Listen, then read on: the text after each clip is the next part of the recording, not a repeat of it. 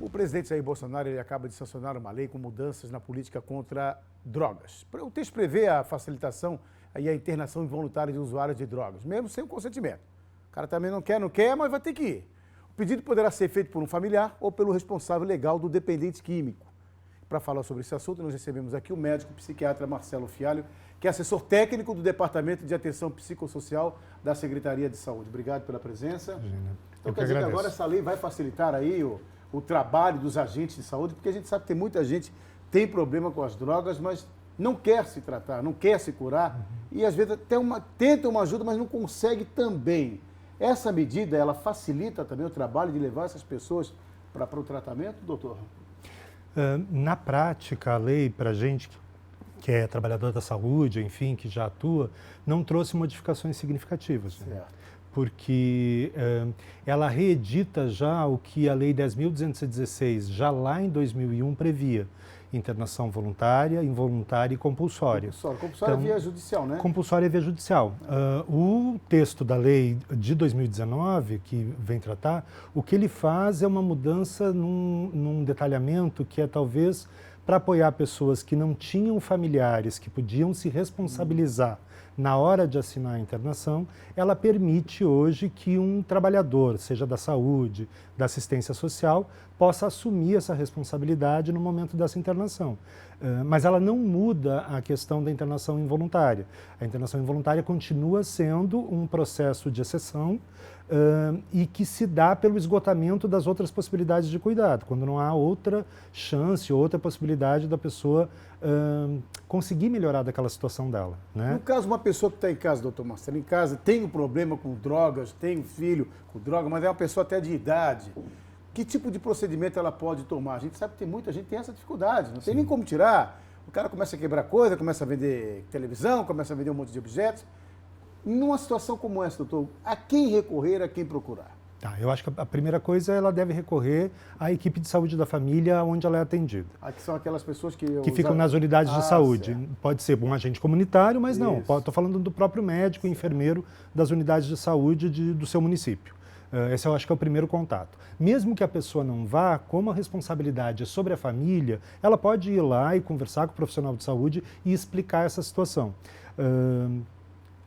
Cabe ao serviço de saúde aí, então, ir até o domicílio, se essa pessoa não pode chegar ou não quer chegar até a unidade, cabe à equipe de saúde se organizar para fazer visita domiciliar, entender qual é aquela situação. Então, muitas dessas situações a pessoa não está indo voluntariamente buscar essa ajuda, mas a equipe tem a responsabilidade de ir atrás dela no domicílio e poder fazer esse primeiro atendimento. Uma vez identificada que tem um grau de complexidade maior e que não vai poder ser conduzido só por essa equipe da unidade básica, a gente precisa aí a articulação dessa equipe de saúde da família com os especialistas. Eu estou pensando em psicólogos e psiquiatras, e aí depende muito da configuração de cada município, como isso é ofertado. Em Florianópolis é via o própria unidade de saúde que tem referência da psiquiatria e da psicologia, que aí vai acionar o especialista para poder avaliar esse caso também. No caso de uma situação ainda mais grave, a gente tem o que a gente chama dos centros de atenção psicossocial, que aí são equipamentos mais robustos, mais especializados. Por exemplo, a gente tem previsto na legislação, e em Florianópolis a gente tem 2, que são centros de atenção psicossocial para álcool e drogas. E aí sim, a gente pode pensar em projetos terapêuticos, em cuidados, que a própria lei nova estabelece muito claramente como deve ser feito esse processo da construção desse cuidado, como ele deve ser organizado. A lei é muito clara também em como deve ser feito isso. Na necessidade de uma internação, e aí, seja ela voluntária, com o consentimento dessa pessoa, ou involuntária, ela precisa passar por essa avaliação médica e aí há uma indicação dessa internação. O que nós temos dificuldade, talvez, é termos, no estado de Santa Catarina como um todo, e na região de Florianópolis, Grande Florianópolis, opções de internações adequadas para essa população. Mas hoje tem? Hoje tem isso? Tem. Hoje o que a gente tem de oferta disponível na região. Mas e aí eu vou falar... o doutor é convênio do Estado? Estado. Estou pensando no Estado. O Estado faz convênio com... Porque a gente tem o Instituto de Psiquiatria ali, não funciona, né? Que a gente falava que é a antiga Colônia Santana. Não tem nada a ver com dependente. Tem também? Tem. É um local específico para levar essas pessoas? Tem uma unidade de dependência química. Tem uma unidade específica para isso.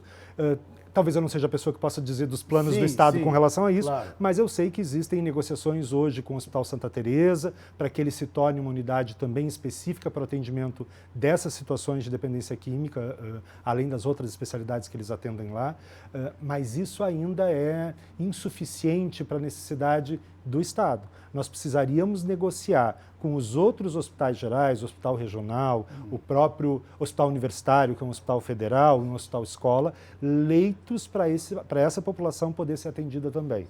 Nós precisávamos ampliar essa rede, entende? Agora, a maior dificuldade também, porque o dependente químico, ele pode levar à morte. Leva à morte, seja droga, seja bebida, leva à morte. Tem tratamento, se a pessoa seguir corretamente aquele tratamento, ela pode voltar a ter uma vida normal, doutor? Pode voltar a ter uma vida normal. Porque tem aquela recaída, né?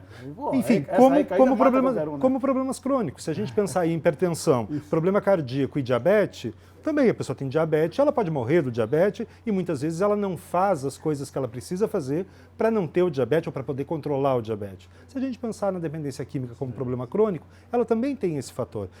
E os próprios diabéticos também têm recaídas. Eles acabam tendo uma dieta, às vezes, controlada durante um tempo, chega no final de semana, uma festa, exageram, comem bolo, comem refrigerante, comem coisas que não deveriam comer.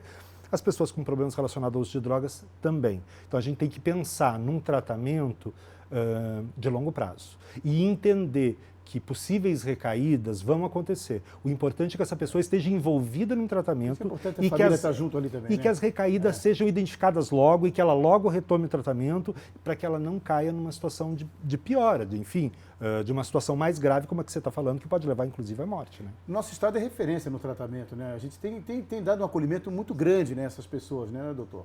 A Secretaria de Estado da Saúde, pelo menos, faz o papel dela. Enfim, não, eu acho que a gente tem algumas ofertas nesse sentido, mas a saúde mental como um todo, ela ainda é a ovelha negra da saúde. Ela ainda é o patinho feio. Nós ainda somos, dentro da disputa por recursos, espaços profissionais para o cuidado dos casos de saúde mental, uma área da saúde menos atendida. Se a gente for pensar assim, comparando com outras necessidades que a população tem, nós ainda somos uma área que precisa de um investimento mais robusto.